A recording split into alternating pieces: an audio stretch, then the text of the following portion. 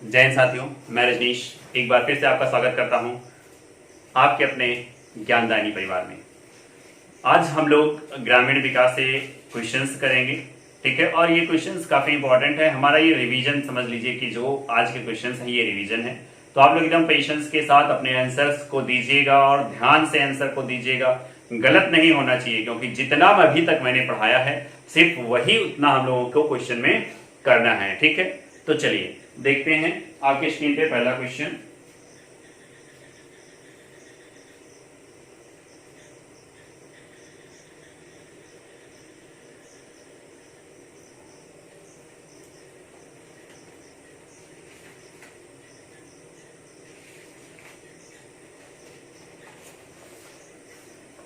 तो पहला क्वेश्चन क्या है, आप जल्दी से इसका आंसर करिए। 1 इंच में कुल कितने सेंटीमीटर होते हैं? 1 इंच में कुल कितने सेंटीमीटर होते हैं? जल्दी से आप लोग इसका आंसर करिए। तो अगर आप लोग इसका आंसर करिए, देखिए क्या है ऑप्शन, क्या है ऑप्शन है। पहला 3.54, दूसरा 2.54, तीसरा 2.59 और तीसरा नन ऑफ, और लास्ट है नन ऑफ दीज। तो आपका आंसर क्या हो जाएगा? तो आप कहेंगे सर आंसर हमारा बी नंबर सही हो जाएगा, ठीक है। कौन सा नंबर सही हो जाएगा? तो आपका आंसर बी नंबर सही हो जाएगा, 2.54, ठीक है। 2.54 आपका आंसर सही हो जाएगा। चलिए नेक्स्ट क्वेश्चन, इसका आंसर दीजिए। एक पक्का बीघा में कुल कितने वर्ग गज होते हैं? एक पक्का बीघा में कुल कितने वर्ग गज होते हैं?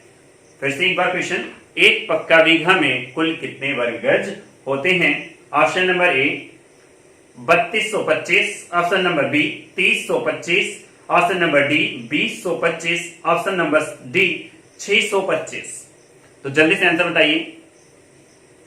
तो आंसर क्या हो जाएगा? आपका आंसर हो जाएगा 3025, ठीक है। आंसर क्या हो जाएगा? 3025। चलिए नेक्स्ट क्वेश्चन, तो नेक्स्ट क्वेश्चन है, एक हेक्टेयर में कुल कितने एयर होते हैं? एक हेक्टेयर में कुल कितने एयर होते हैं? तो आप इसका आंसर दीजिए, जल्दी से इसका आंसर दीजिए। तो इसका आंसर क्या है? तो इसका आंसर क्या हो जाएगा? कितने होते हैं? 100 एयर, 1000 एयर, 325 एयर या फिर 2471 एयर। तो आप कहेंगे सर कितने होते हैं? तो कितने होते हैं? कितने होते हैं भाई? जल्दी से आंसर बताइए। तो कितने होते हैं? 100 एयर होते हैं। कितने होते हैं? 100 एयर होते हैं। चलिए नेक्स्ट क्वेश्चन, तो नेक्स्ट क्वेश्चन आप देखिए क्या है। 1 एकड़ में कुल कितने कच्चे बीघे होते हैं? 1 एकड़ में कुल कितने कच्चे बीघे होते हैं? सारे के सारे क्वेश्चंस आपको बताए गए हैं। बस आप लोग अगर क्लास कंटिन्यू देखे हुए हैं और रिवीजन करते चल रहे हैं, नोट्स बना रहे हैं, तो आपको आंसर देने में कोई तकलीफ नहीं होने वाली है, ठीक है। तो कितने होते हैं? 2.5, 3.5, 4.8 और 3.8। तो कितने होते हैं? तो आप कहेंगे कि सर एक एकड़ में 4.8 बीघा होता है, ठीक है। 4.8 बीघा होता है। चलिए बात कर लेते हैं, 1 किलोमीटर में कितने मील होते हैं?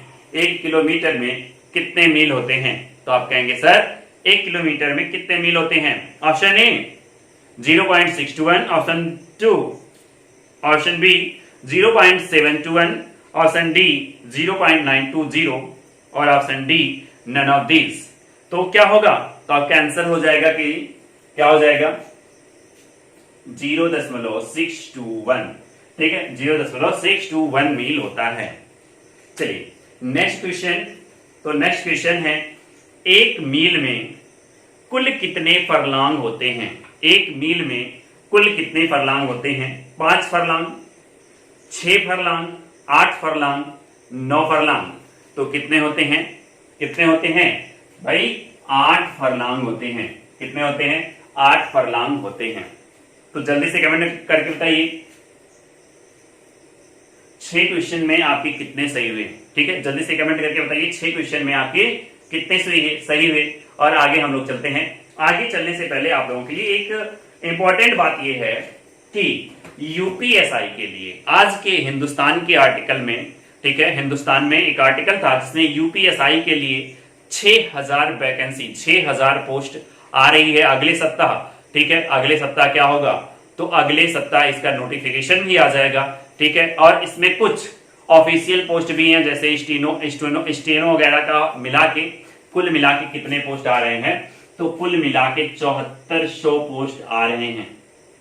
ठीक है, और ये नई नियमावली के अनुसार आ रहा है, तो ये एकदम कंफर्म है कि ये वाले जो पोस्ट हैं इन पे भर्ती होनी है, इन पे पेपर होना है। तो आप लोग अभी से यूपीएसआई के लिए, ठीक है, यूपीएसआई के लिए आप लोग अभी से लग जाइए और लग के मेहनत करना शुरू कर दीजिए। ठीक है, यूपीएसआई में के लिए लग जाइए, और यूपीएसआई का क्या सिलेबस क्या होता है, इसकी तैयारी कैसे की जाए, ठीक है, इसके लिए मैं एक क्लास आप लोगों के लिए लेके आऊंगा और इसमें बताऊंगा कि क्या क्या आता है, कहां से आपको ज्यादा तैयारी करनी चाहिए, कहां से ज्यादा क्वेश्चंस आते हैं। ठीक है, फिलहाल हम लोग अपने नेक्स्ट क्वेश्चन की तरफ बढ़ते हैं। तो नेक्स्ट क्वेश्चन हमारा क्या है, जल्दी से आप लोग इसका आंसर दीजिए। तो नेक्स्ट क्वेश्चन है, एक फरलांग में कुल कितने चेन होते हैं। ठीक है, एक फरलांग में कुल कितने चैन होते हैं, 6, 8, 10 या 9। 6, 8, 10 या 9, तो कितने होते हैं, आप कहेंगे कि सर 10 होते हैं। ठीक है, एक फरलांग में कितने चेन होते हैं, तो 10 चेन होते हैं। चलिए नेक्स्ट क्वेश्चन आपके स्क्रीन पे, जल्दी से इसका आंसर दीजिए। नेक्स्ट क्वेश्चन आपकी स्क्रीन पे है, जल्दी से इसका आंसर दीजिए। एक चेन में कुल कितने गज होते हैं, एक चेन में कुल कितने गज होते हैं, 22, 23, 36 या फिर 12, कितने होते हैं। तो आप कहेंगे कि सर एक गज में, सॉरी, एक चेन में कुल कितने गज होते हैं, तो आप कहेंगे कि सर एक चेन में कुल 22 गज होते हैं। ठीक है, कुल 22 गज होते हैं। और एक बात आपको मालूम है, मैंने कल भी बताया था कि जो क्रिकेट के लिए पिच बनाई जाती है, यानी कि एक स्टंप से लेके दूसरे स्टंप के बीच की जो दूरी होती है वो कितने की होती है, एक चेन की होती है, अर्थात 22 गज की होती है। ठीक है, अर्थात 22 गज की होती है। तो ये वाली बात आपको एकदम पॉइंट करके रखना है, क्योंकि क्वेश्चंस यहां से पूछे ही जाते हैं, और आप अगर ये सब क्वेश्चंस कर लेते हैं तो यकीन मानिए कि आपका जो है यहां से आने वाले जो 2-3 क्वेश्चन है आपके नहीं फंसने वाले हैं, आप आसानी से उसका आंसर दे पाएंगे। नेक्स्ट क्वेश्चन है, 1 किलोमीटर में कुल कितने फरलांग होते हैं, 1 किलोमीटर में कुल कितने फरलांग होते हैं, 5, 6, 8, 3, कितने होते हैं। 1 किलोमीटर में कुल कितने फरलांग होते हैं, तो आपको बताया गया है कि 1 किलोमीटर में कुल 5 फरलांग होते हैं। ठीक है, 5 फरलांग होते हैं, और फरलांग को ही हम लोग क्या कहते हैं, फरलांग को हम लोग क्या कहते हैं, जरीब कहते हैं। ठीक है, फरलांग को ही हम लोग क्या कहते हैं, जरीब भी कहते हैं। जरीब एक उर्दू शब्द है। नेक्स्ट क्वेश्चन, इसका आंसर आप लोग जल्दी से दीजिए। तो नेक्स्ट क्वेश्चन है, एक फरलांग में कुल कितने मीटर होते हैं, एक फरलांग में कुल कितने मीटर होते हैं। एक फरलांग में कुल कितने मीटर होते हैं, 300, 500, 200 या फिर 150। तो आप कहेंगे कि सर एक फरलांग में जो किलोमीटर होते हैं वो कितने होते हैं, 1 किलोमीटर होता है, तो इस हिसाब से जो मीटर होगा वो कितना मीटर हो जाएगा, तो 200 मीटर हो जाएगा। ठीक है, कितना मीटर हो जाएगा, तो 200 मीटर हो जाएगा। ठीक है, चलिए नेक्स्ट क्वेश्चन की तरफ बढ़ते हैं। तो नेक्स्ट क्वेश्चन हमारा है, 1 बीघा में कुल कितने वर्ग मीटर होते हैं, 1 बीघा में कुल कितने वर्ग मीटर होते हैं। ऑप्शन है 75, 87.8, 76, 82.9, 77, 61.8, नन ऑफ दीज। अब आप लोगों को यहां पर बताने के में दिक्कत होगी, क्योंकि मैंने जो ऑप्शंस बनाए हैं वो इस प्रकार से बनाए हैं कि एकदम करीब है। ठीक है, सभी ऑप्शन जो है एकदम करीब हैं। तो आप जल्दी से इसका आंसर बताइए। ठीक है, जल्दी से आप लोग इसका आंसर बताइए। देखता हूं कि सबसे पहले कौन आंसर बताता है। चलिए, तो क्या होगा इसका आंसर, मैं बता दे रहा हूं। तो इसका आंसर हो जाएगा 75, 87.8। ठीक है, 75, 87.8। याद कर लीजिएगा कि 1 बीघा में कुल कितने वर्ग मीटर होते हैं, तो 1 बीघा में कुल 7587.8 वर्ग मीटर होते हैं, या फिर कह सकते हैं 7587.8 वर्ग मीटर होते हैं। ठीक है, चलिए नेक्स्ट क्वेश्चन का आंसर आप लोग दीजिएगा। एक मील में कुल कितने किलोमीटर होते हैं? एक मील में कुल कितने किलोमीटर होते हैं? तो एक मील में कुल कितने किलोमीटर होते हैं? 1.9, 1.5, 1.6 और 2.6 कितने होते हैं? जल्दी से आप लोग आंसर दीजिए। तो आप लोग जल्दी से आंसर दीजिए। तो आप लोग का आंसर उम्मीद है कि क्या होगा? 1.6। ठीक है, एक मील में कितने किलोमीटर होते हैं? 1.6 मील होते हैं, या फिर सॉरी 1.6 किलोमीटर होते हैं, या फिर 1600 मीटर होते हैं। चलिए नेक्स्ट क्वेश्चन आपकी स्क्रीन पे, जल्दी से इसका आंसर दीजिए।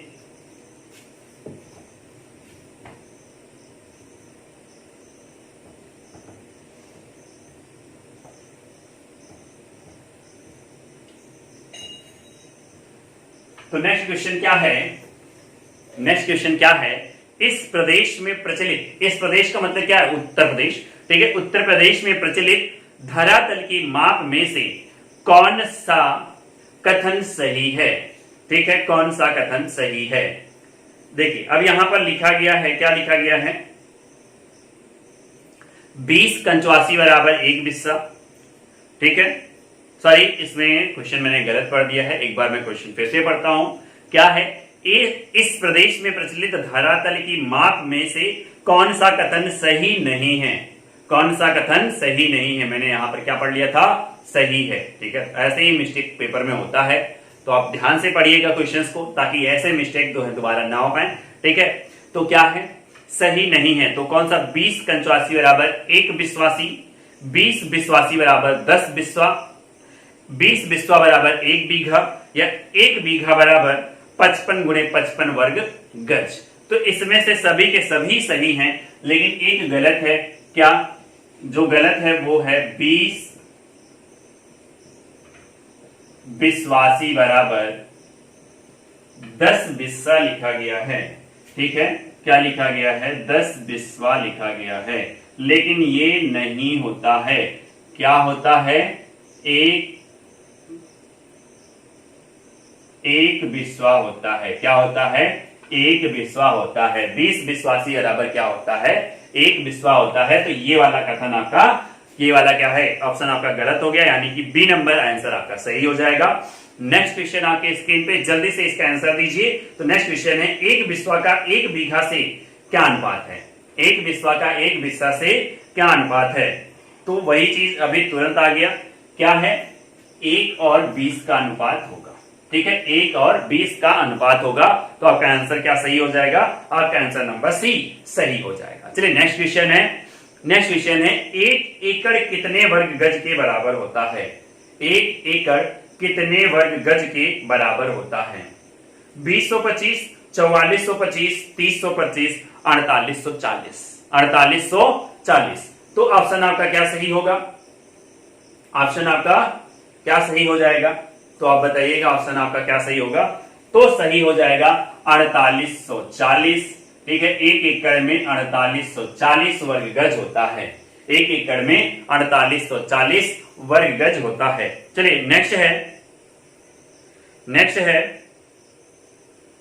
पूरे उत्तर प्रदेश में चकबंदी योजना, पूरे उत्तर प्रदेश में चकबंदी योजना किस वर्ष लागू की गई थी? ठीक है, किस वर्ष लागू कर दी गई थी? 1956, 1957, 1954, 1958 किसमें कर दी गई थी? तो आप आंसर देंगे सर 1958 में। ठीक है, 1958 में यूपी चकबंदी यह अधिनियम जब आया था, कब आया था? तो वो 1953 में आया था। ठीक है, 1953 में आया था, लेकिन पूरे उत्तर प्रदेश में लागू कब किया गया था? तो 1958 में लागू किया गया था। आपको पढ़ाया गया है, जाइए और पिछली वीडियो को देखिए और वहां से अपने नोट्स को बनाइए, फिर आके इस प्रैक्टिस को दीजिए। ठीक है, ताकि आपके क्वेश्चंस गलत ना हो और आप पेपर में चकबंदी राजस्व लेखपाल के पेपर में आप अच्छे से क्या कर पाए? फाइट कर पाए और अपने आप को सफल बना पाए। ठीक है, अभी मैंने बताया कि यूपीएसआई की वैकेंसी का एकदम दरवाजा खुल चुका है। ठीक उसी प्रकार लेखपाल की भी वैकेंसी का दरवाजा खुला है। यूपीएसआई आते ही लेखपाल का भी नोटिफिकेशन आ ही जाएगा। तो आप लोग पढ़ते रहिए हमारे साथ ताकि सिलेक्शन हो पाए आपका। चलिए नेक्स्ट क्वेश्चन है, चकबंदी विभाग का सबसे बड़ा अधिकारी कौन होता है? चकबंदी विभाग का सबसे बड़ा अधिकारी कौन होता है? चकबंदी लेखपाल, बंदोबस्त लेखपाल, समीक्षा अधिकारी, जिलाधिकारी, कौन होता है?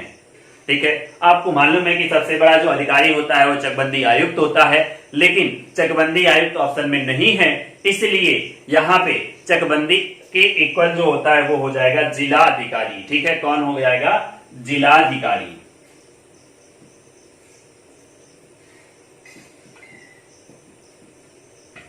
आपका आंसर जो सही हो जाएगा वो हो जाएगा जिलाधिकारी। ठीक है, जिलाधिकारी। नेक्स्ट क्वेश्चन की तरफ बढ़ते हैं। लेखपाल को सौंपे जाने वाला कार्य क्षेत्र किस नाम से जाना जाता है? लेखपाल को सौंपा जाने वाला कार्य क्षेत्र किस नाम से जाना जाता है? मोहल्ला, एरिया, हल्का, तालुका, किससे जाना जाता है? तो आपको मैंने पढ़ाया था, क्या पढ़ाया था? जब मैं बताने चल रहा था कि चकबंदी लेखपाल का कार्य क्या होता है, तो उस समय मैंने बताया था कि जो इनका क्षेत्र होता है जिसमें ये काम करते हैं उसे क्या कहा जाता है? हल्का कहा जाता है। ठीक है, उसे क्या कहा जाता है? हल्का कहा जाता है। तो चलिए भैया, आपकी यहां तक के क्वेश्चंस लगभग आपके सही हुए होंगे। ठीक है, आगे हम लोग बढ़ते हैं, क्वेश्चंस को देखते हैं कि आगे क्वेश्चंस क्या हैं हमारे और कैसे हैं। चलिए नेक्स्ट क्वेश्चन है, तहसीलदार कितने दिनों में एक बार लेखपाल की मीटिंग लेता है? तहसीलदार कितने दिनों में एक बार लेखपाल की मीटिंग लेता है? 20 दिन में, 30 दिन में, 40 दिन में, 60 दिन में, कितने दिन में होता है? तो जल्दी से इसका आंसर बताइए, कितने दिन में होता है? तो आप कहेंगे सर 30 दिन में होता है। किस में होता है? 30 दिन में होता है। ठीक है, 30 दिन में होता है। तो 30 दिन में जो होता है वो मतलब एक महीने में क्या करता है? तहसीलदार लेखपाल के कार्यों का एक बार समीक्षा जरूर करता है, उसकी मीटिंग करता है कि क्या कितना काम उसने किया है। ठीक है, चलिए नेक्स्ट क्वेश्चन की तरफ बढ़ते हैं। तो नेक्स्ट क्वेश्चन का आंसर बताइए, किस अनुभाग के तहत डीएम को धन आवंटित करने का अधिकार प्राप्त है?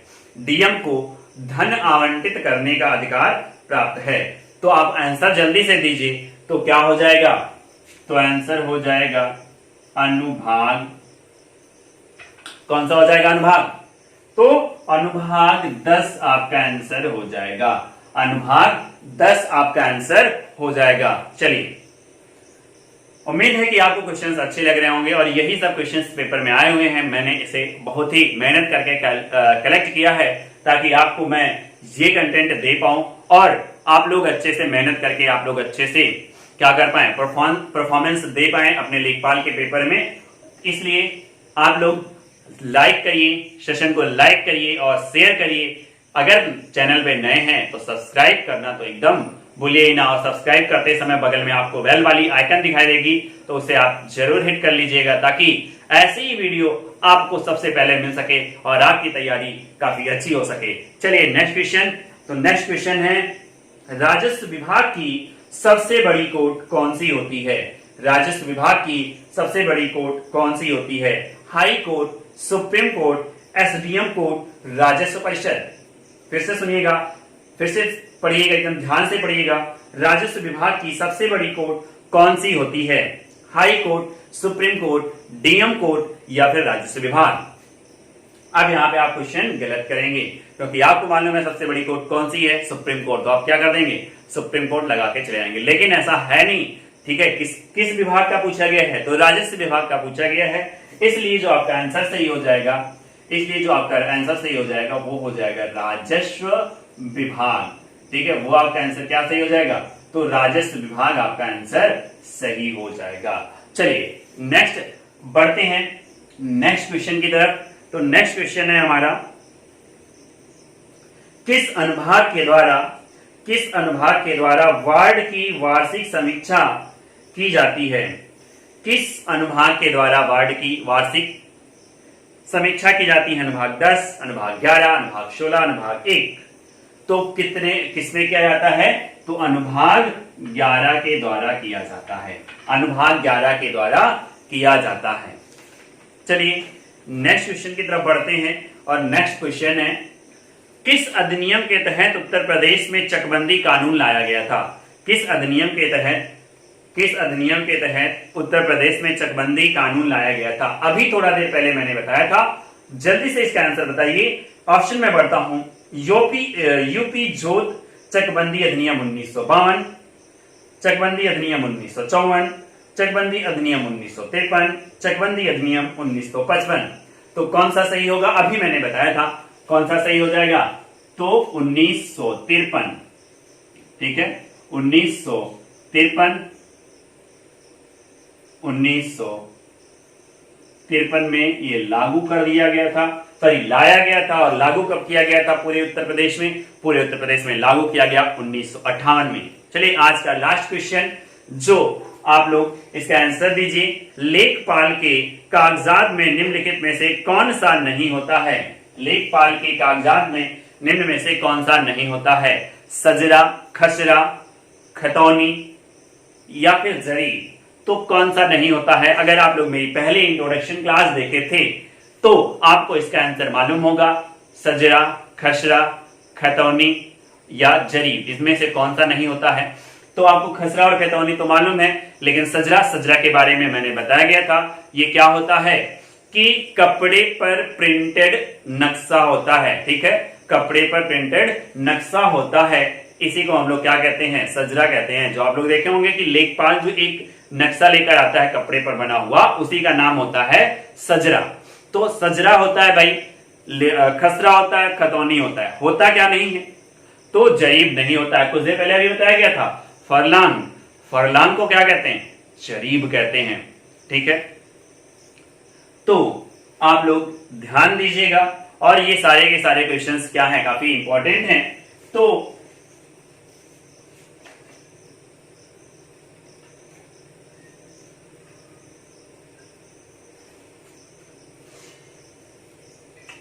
आप लोगों से क्षमा चाहता हूं कि मैंने क्या बता दिया, क्या बताया अभी कि फरलांग को जरीब कहते हैं, तो ये गलत है। इसे जो मैंने अभी बताया भूल जाइएगा, क्योंकि फरलांग को जरीब नहीं कहते हैं। किसे कहते हैं? चेन को जरीब कहते हैं। ठीक है, चेन को जरीब कहते हैं। थोड़ा सा मिस्टेक हो गया था। ठीक है, चलिए, तो ये आपको मालूम होना चाहिए कि चेन को जरीब कहते हैं। तो इसमें से ऑप्शन क्या सही हो जाएगा? इसमें से ऑप्शन आपका सही हो जाएगा जरीब। ठीक है, जरीब जो है लेखपाल के कागजात में शामिल नहीं होता है। तो आज का सेशन आपको कैसा लगा? अगर आपको सेशन अच्छा लगा है तो और लोगों के पास भी भेजिए, ताकि और लोगों को भी लाभ मिले। ठीक है, और अधिक लोगों तक मैं पहुंच पाऊं।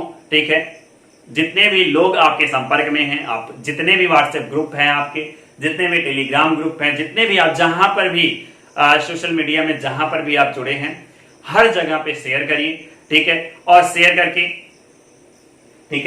करके क्या करिए? हम उन लोगों तक हमें पहुंचाइए। जिनको जरूरत होगी वो हमें देख लेंगे, और जिनको जरूरत नहीं होगी मैं उनके पास तक पहुंच जाऊंगा। ठीक है, फिलहाल आज की क्लास में इतना ही। लेकिन आप लोगों से मैं विनम्र निवेदन करता हूं कि आप लोग लेखपाल की तैयारी में एकदम जुट जाइए। लेखपाल की तैयारी में नहीं, जिस भी उद्देश्य से आप बैठे हैं, जिस भी चीज का जॉब लेना चाह रहे हैं, उनके लिए आप क्या कर दीजिए? लगातार अपनी पढ़ाई को आप कंटिन्यू कर लीजिए। अब आप लोगों को जागना होगा, क्योंकि अब वैकेंसी आना शुरू हो जाएगी। ठीक है, अब वैकेंसी आएगी ही आएगी। तो इससे आप निश्चिंत रहिए कि वैकेंसी नहीं आने वाली है, तो ऐसा गलत है। तो वैकेंसी आएगी, आप लोग तैयारी करिए। और मैं आप लोगों को यूपी एसआई के बारे में एक आध क्लास में भी बताने वाला हूं। ठीक है, तो फिलहाल आज के लिए इतना ही।